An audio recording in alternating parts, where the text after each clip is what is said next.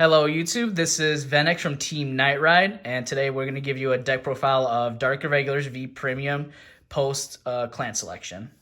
So we're going to start off with grade 1s first. So for grade 1s, we have 4 Venikx Killer Tail. This is the main counter charger of the deck. The point of it is that you add stuff to soul while you're counter charging. Since it does counter blast a lot, this is a mandatory must for having 4 of the grade of Venikx Killer Tail. For the other counter charger of the deck is clan selection Ironheart Assassin.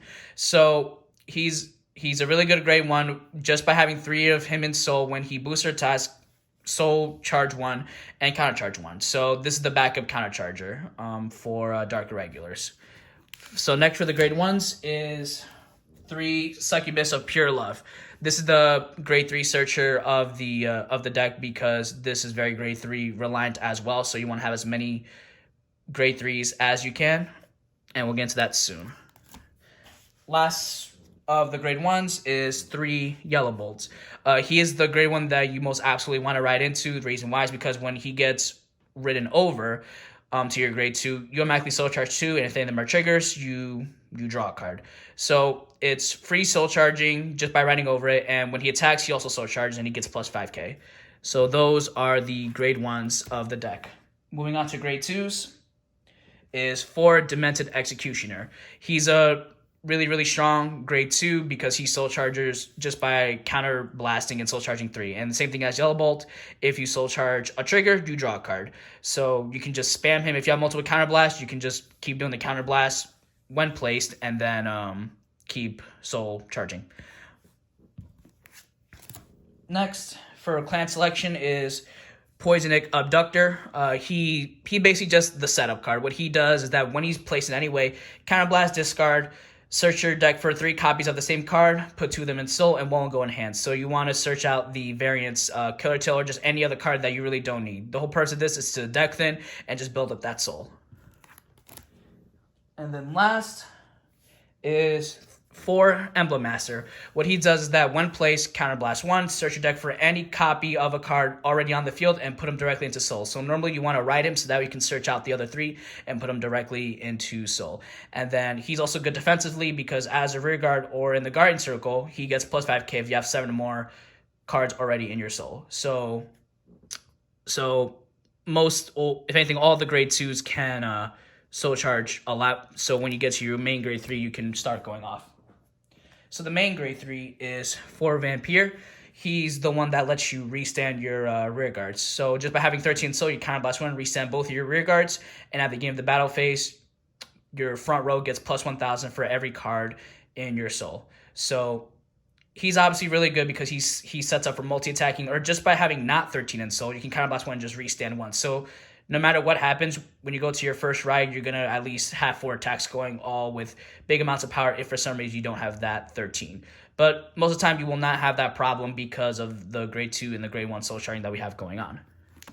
To support Vampir is 4 Number of Terror. She's the one that lets you build up the hand because you need hand facing the decks that we have today. So what she does is that when placed, if you have 10 or more in soul, she automatically gets plus 10k when placed, or plus 10k shield when you place her on Guardian Circle.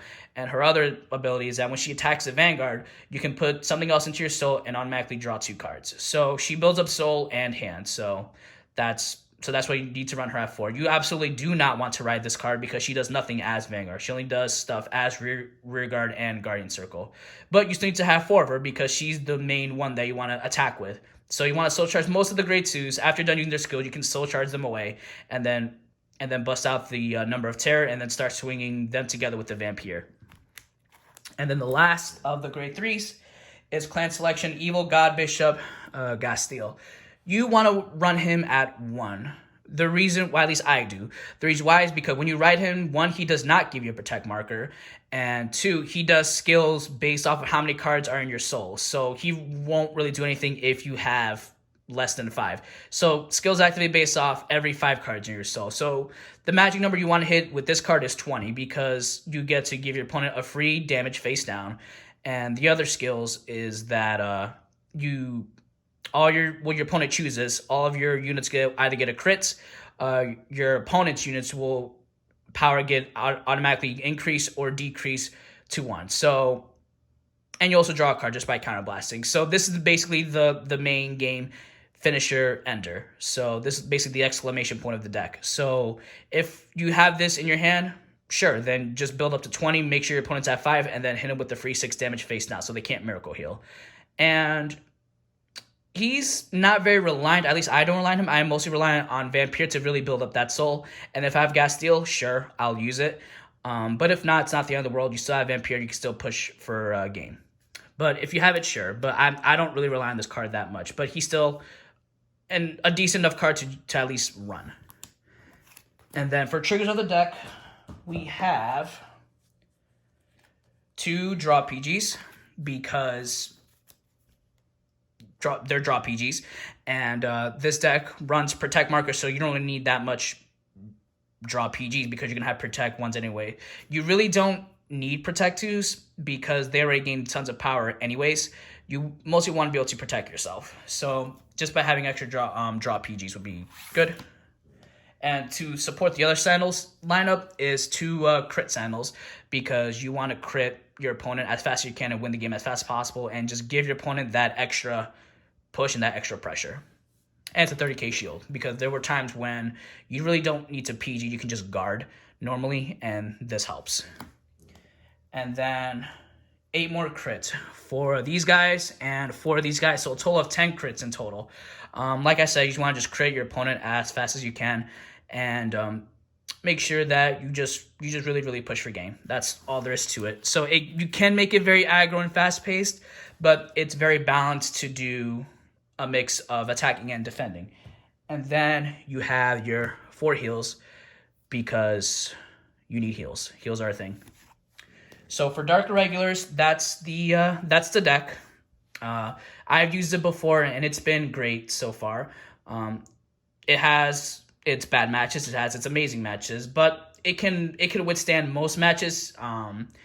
The hardest match I've probably had against it would probably be Grand Blue because of the fact that it can, or just any deck that can multi-attack just as fast as me.